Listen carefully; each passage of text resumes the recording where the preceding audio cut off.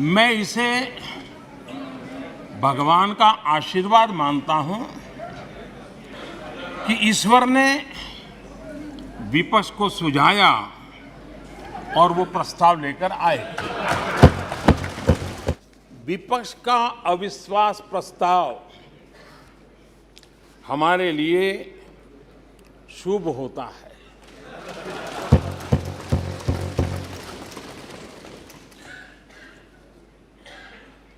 और मैं आज देख रहा हूं कि आपने तय कर लिया है कि एनडीए और बीजेपी 2024 के चुनाव में पुराने सारे रिकॉर्ड तोड़ करके भव्य विजय के साथ जनता के आशीर्वाद से वापस आएंगे।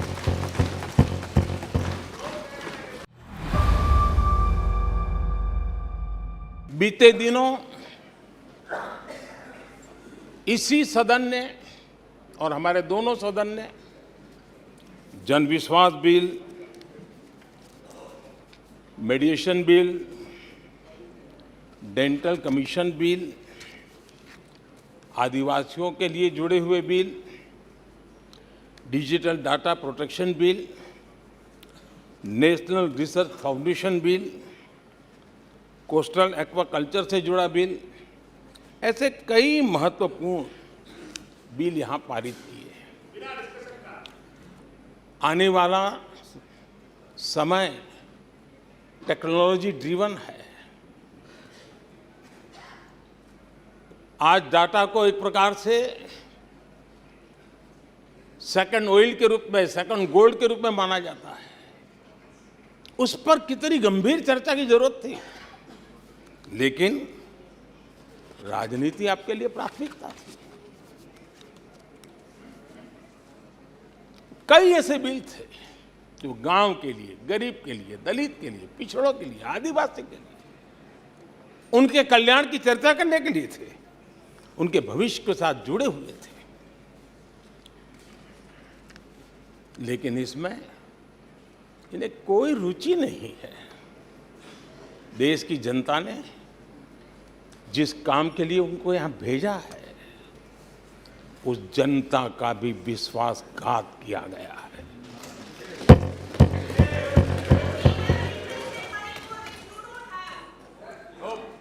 विपक्ष के कुछ दलों के लिए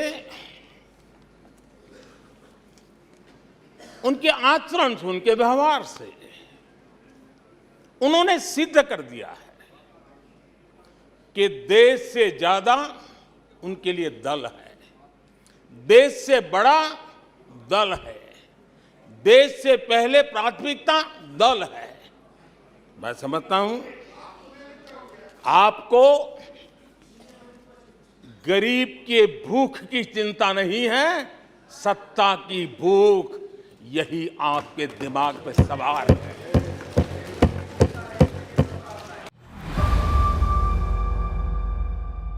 इस अविश्वास पर प्रस्ताव पर भी आपने कैसी चर्चा की? और तो मैं तो देख रहा हूं सोशल मीडिया में आपके दरबारी भी बहुत दुखी है। ये हाल है आपका। और अध्यक्ष जी देखिए, मजा है इस डिबेट का कि फील्डिंग विपक्ष ने ऑर्गेनाइज की, लेकिन चौके छक्के यहीं से लगे।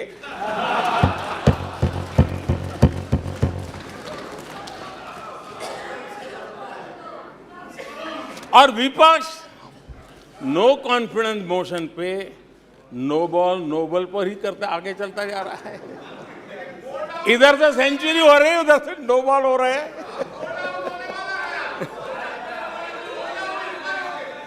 अध्यक्ष जी, मैं हमारे विपक्ष के साथियों से यही कहूंगा कि आप तैयारी करके क्यों नहीं आते जी? थोड़ी मेहनत कीजिए। और मैंने 5 साल दिया आपको मेहनत करने के लिए। 18 में कहा था कि 23 में आप आना, जरूर आना। 5 साल भी नहीं कर पाए आप। क्या हाल है आप लोगों का, क्या दारिद्र्य है।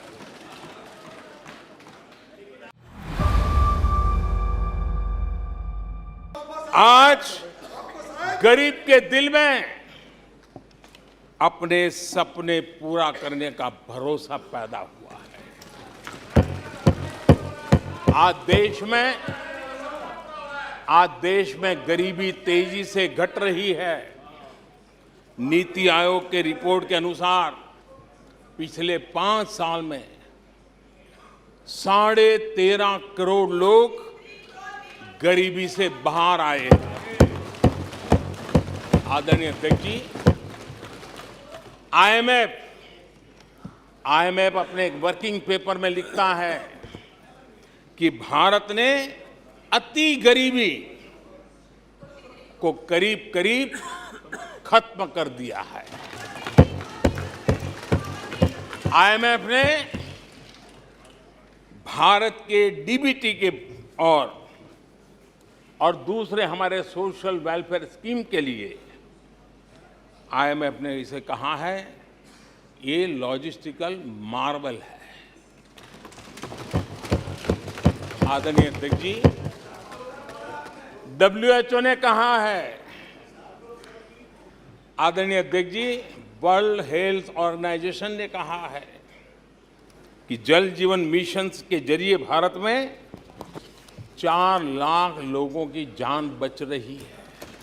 यूनिसेफ ने क्या कहा है? यूनिसेफ ने कहा है कि स्वच्छ भारत अभियान के कारण हर साल गरीबों के 50,000 रुपये बच रहे हैं।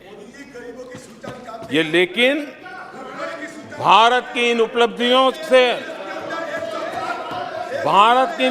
से कांग्रेस समेत विपक्ष के कुछ लोग दलों को अविश्वास है। पिछले 3 दिन से भी हमारे विपक्ष के साथियों ने जी भर करके डिक्शनरी खोल करके जितने अपशब्द मिलते हैं ले आए।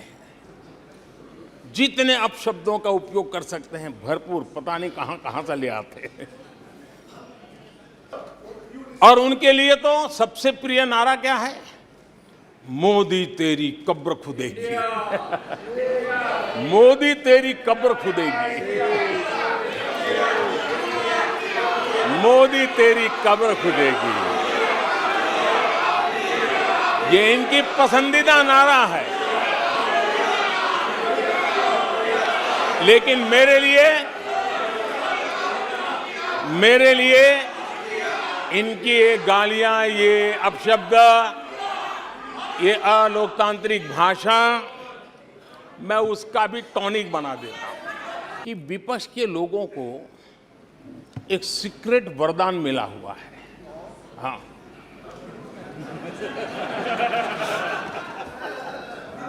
सीक्रेट वरदान मिला हुआ है जी। और वरदान ये कि ये लोग जिसका बुरा चाहेंगे उसका भलाई ही होगा। जब हम ये क्लेम करते हैं कि हम आने वाले 5 साल में नए तीसरे टर्म में हम देश की इकोनॉमी को तीसरे पर लाएंगे, तो एक जिम्मेवार विपक्ष क्या करता? वो सवाल पूछता, अच्छा भाई बताओ, निर्मला जी बताओ कैसे करने वाले हो? अच्छा मोदी जी बताओ कैसे करने वाले हो? आपका रोड मैप बताओ। ऐसा करते। अब ये भी मुझे सिखाना पड़ रहा है।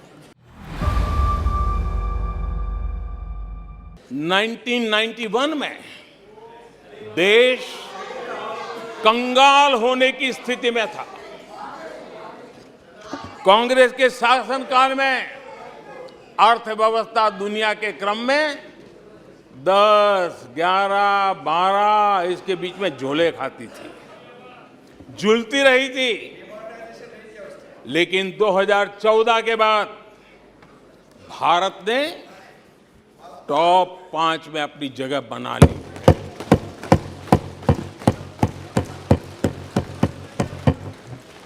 कांग्रेस के लोगों को लगता होगा कि ये कोई जादू से लकड़ी से हुआ है, लेकिन मैं आज सदन को बताना चाहता हूं माननीय अध्यक्ष, रिफॉर्म, परफॉर्म एंड ट्रांसफॉर्म एक निश्चित आयोजन, प्लानिंग और कठोर परिश्रम परिश्रम की पराकाष्ठा, और इसी की वजह से आज देश इस मुकाम पर पहुंचा है। और ये प्लानिंग और परिश्रम की निरंतरता बनी रहेगी। आवश्यकता अनुसार उसमें नए रिफॉर्म होंगे और परफॉर्मेंस के लिए पूरी तरह ताकत को लगाया जाएगा। और परिणाम ये होगी कि हम तीसरे नंबर पर पहुंच के रहेंगे। 2028 में आप जब अविश्वास प्रस्ताव लेके आएंगे, तब ये देश पहले 3 में होगा। ये देश का विश्वास है।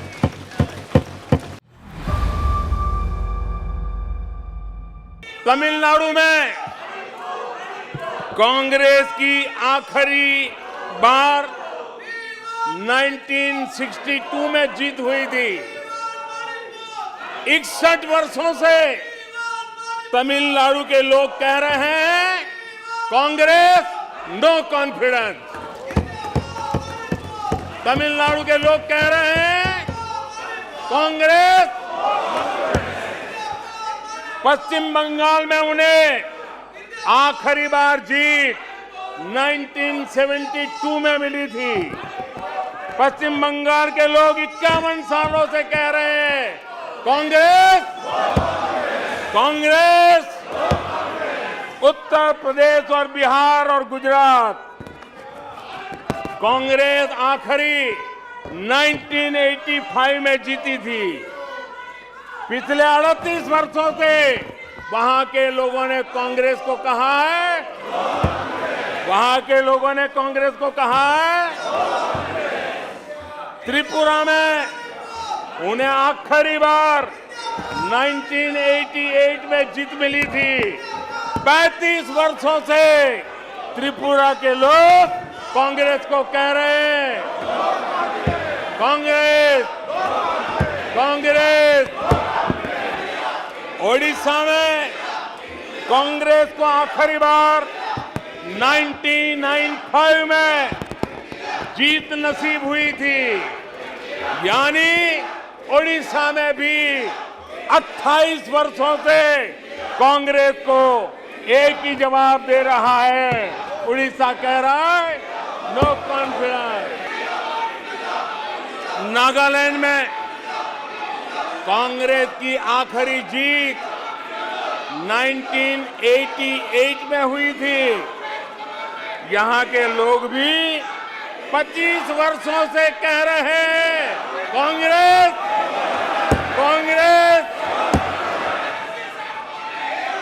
दिल्ली, आंध्र प्रदेश और पश्चिम बंगाल में तो एक भी विधायक खाते में नहीं है। दूर युद्ध से भागते, दूर युद्ध से भागते, नाम रखा रणधीर।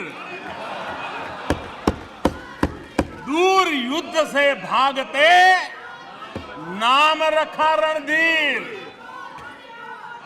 भाग्य चंद की आज तक, भाग्य चंद की आज तक सोई है तकदीर। भाग्य चंद की आज तक सोई है तकदीर। आदरणीय अध्यक्ष जी, इनकी मुसीबत ऐसी है कि खुद को जिंदा रखने के लिए, खुद को जिंदा रखने के लिए इनको एनडीए का ही सहारा लेना पड़ा है। ये इंडिया गठबंधन नहीं है, ये इंडिया गठबंधन नहीं है, एक घमंडिया गठबंधन है। ये इंडिया गठबंधन नहीं है, घमंडिया गठबंधन है। और इसकी बारात में हर कोई दूल्हा बनना चाहता है, सबको प्रधानमंत्री बनना है। आज जो हालत, इसलिए मैं कहना चाहता हूं अभी हालात ऐसे हैं इसलिए हाथों में हाथ। अभी हालात ऐसे हैं इसलिए हाथों में हाथ। जहां हालात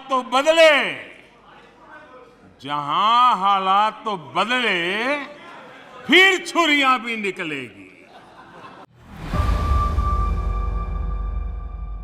ये घमंडिया गठबंधन देश में परिवारवाद की राजनीति का सबसे बड़ा प्रतिबिंब है। देश के स्वाधीनता सेनानियों ने, हमारे संविधान निर्माताओं ने हमेशा परिवारवादी राजनीति का विरोध किया था। महात्मा गांधी, सरदार वल्लभ भाई पटेल, बाबा साहब आम्बेडकर, डॉक्टर राजेंद्र प्रसाद, मौलाना आजाद, गोपीनाथ बोरदोली, लोकनायक जयप्रकाश, डॉक्टर लोहिया, आप जितने भी नाम देखेंगे सबने परिवारवाद की खुलकर आलोचना की है, क्योंकि परिवारवाद का नुकसान देश के सामान्य नागरिक को उठाना पड़ता है। परिवारवाद सामान्य नागरिक के उसके हकों, उसके अधिकारों से वंचित है। लंका हनुमान ने नहीं जलाई, लंका हनुमान ने नहीं जलाई, उनके घमंड ने जलाई। और ये बिल्कुल सच है। आप देखिए, जनता जनार्दन भी भगवान राम के रूप की है। जनता जनार्दन भी भगवान राम के रूप की है, और इसलिए 400 से 40 हो गए। हनुमान ने लंका नहीं जलाई, घमंड ने जलाई, और इसलिए 440 हो गए, 400 से 40 हो गए। आदरणीय अध्यक्ष जी,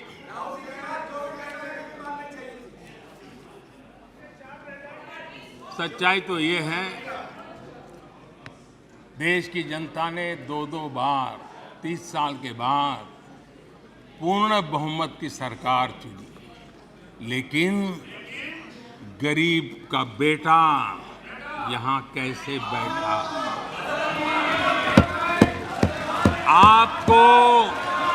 आपको जो हक था, आप अपनी पारिवारिक पीढ़ी मानते थे, वो यहां कैसे बैठ गया? ये चुभन अभी भी आपको परेशान कर रही है, आपको सोने नहीं देती है। डूबने वाले को तिनके का सहारा ही बहुत, डूबने वाले को तिनके का सहारा ही बहुत। दिल बहल जाए फकत इतना इशारा ही बहुत। इतने पर भी आसमां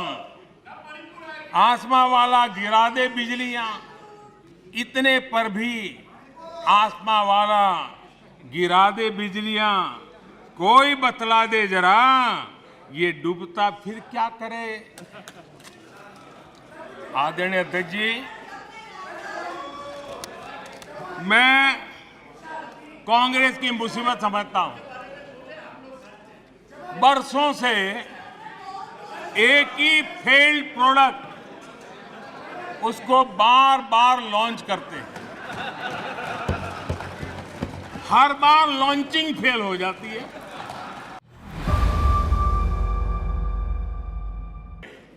देश की जनता भी कह रही है, ये है लूट की दुकान, ये है लूट की दुकान, झूठ का बाजार। ये है लूट की दुकान, झूठ का बाजार। इसमें नफरत है, घोटाले हैं, तुष्टीकरण है, मन काले हैं, परिवारवाद की आग के दशकों से देश हवाले है और तुम्हारी दुकान ने इमरजेंसी बेची है, बंटवारा बेचा है, सिखों पर अत्याचार बेचा है, झूठ कितना सारा बेचा है, इतिहास बेचा है, उरी के सच के प्रमाण बेचा है। शर्म करो नफरत की दुकान वालों, तुमने सेना का स्वाभिमान बेचा है। ये लोग, ये घमंडिया गठबंधन, ये लोग भारत के दिवालिया होने की गारंटी है, भारत के दिवालिया होने की गारंटी है। ये इकोनॉमी को डुबाने की, ये इकोनॉमी को डुबाने की, ये डबल डिजिट महंगाई की, ये डबल डिजिट महंगाई की, ये पॉलिसी पैरालिसिस की, ये पॉलिसी पैरालिसिस की, ये अस्थिरता की, ये अस्थिरता की, ये करप्शन की, ये करप्शन की, ये तुष्टीकरण की, ये तुष्टीकरण की, ये परिवारवाद की, ये परिवारवाद की, ये भारी बेरोजगारी की, ये भारी बेरोजगारी की, ये आतंक और हिंसा की, ये आतंक और हिंसा की, ये भारत को 2 शताब्दी पीछे पहुंचाने की गारंटी है। आदरणीय अध्यक्ष जी, ये कभी भारत को टॉप 3 अर्थव्यवस्था बनाने की गारंटी नहीं दे सकते। ये मोदी देश को गारंटी देता है कि मेरे तीसरे कार्यकाल में मैं हिंदुस्तान को टॉप 3 की पोजीशन में लाके रहूंगा। ये मेरा देश को गारंटी है। मणिपुर में अदालत का एक फैसला आया। अब अदालतों में क्या हो रहा है वो हम जानते हैं। और उसके पक्ष विपक्ष में जो परिस्थितियां बनी, हिंसा का दौर शुरू हो गया और उसमें बहुत परिवारों को मुश्किल हुई। अनेकों ने अपने स्वजन भी खोए। महिलाओं के साथ गंभीर अपराध हुआ और ये अपराध अक्षम्य है और दोषियों को कड़ी से कड़ी सजा दिलवाने के लिए केंद्र सरकार, राज्य सरकार मिलकर के भरपूर प्रयास कर रही है। और मैं देश के सभी नागरिकों को आश्वस्त करना चाहता हूं कि जिस प्रकार से प्रयास चल रहे हैं, निकट भविष्य में शांति का सूरज जरूर उगेगा। मणिपुर फिर एक बार नए आत्मविश्वास के साथ आगे बढ़ेगा। मैं मणिपुर के लोगों से भी आग्रहपूर्वक कहना चाहता हूं, वहां की माताओं, बहनों, बेटियों से कहना चाहता हूं, देश आपके साथ है। ये सदन आपके साथ है। हम सब मिलकर के, कोई यहां हो या ना हो, हम सब मिलकर के इस चुनौती का समाधान निकालेंगे। वहां फिर से शांति की स्थापना होगी। मैं मणिपुर के लोगों को विश्वास दिलाता हूं कि मणिपुर फिर विकास की राह पर तेज गति से आगे बढ़े। उसमें कोई प्रयासों में कोई कसर नहीं रहेगी।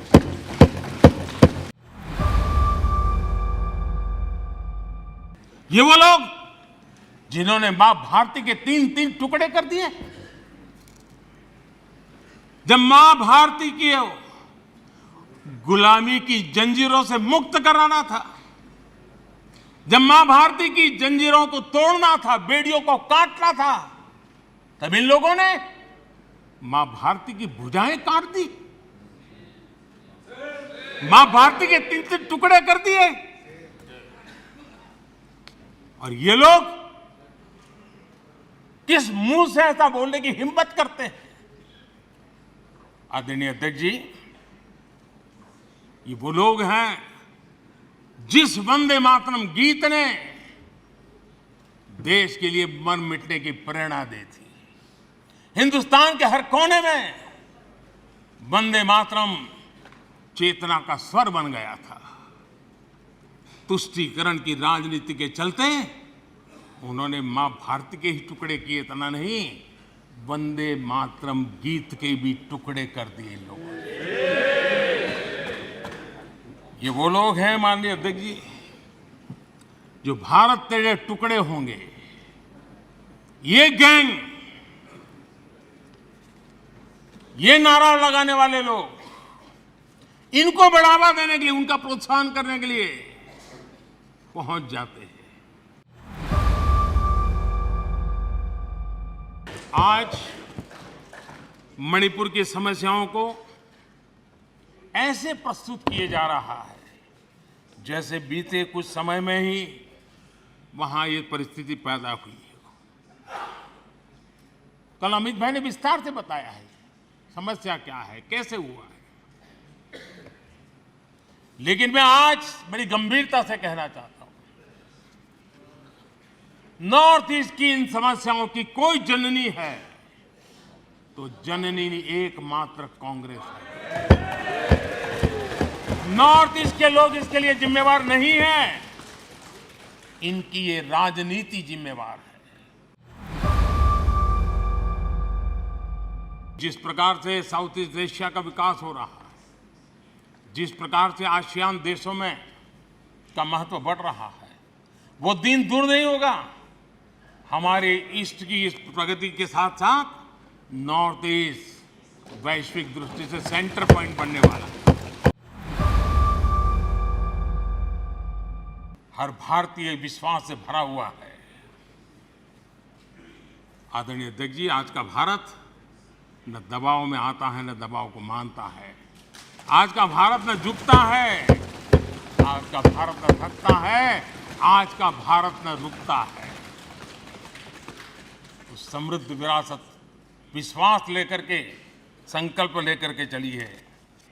और यही कारण है, जब देश का सामान्य मानवीय देश पर विश्वास करने लगता है तो दुनिया को भी हिंदुस्तान पर विश्वास करने के लिए प्रेरित करता है। आज जो भी दुनिया का विश्वास भारत के प्रति बना है, उसका एक कारण भारत के लोगों का खुद पर विश्वास बढ़ा है।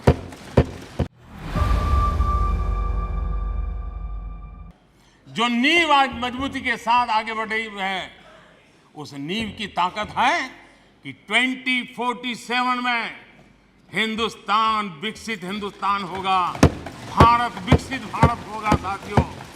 और ये देशवासियों के परिश्रम से होगा, देशवासियों के विश्वास से होगा, देशवासियों के संकल्प से होगा, देशवासियों की सामूहिक शक्ति से होगा, देशवासियों की अखंड एक नाच पुरुषार्थ से होने वाला है। ये मेरा विश्वास है।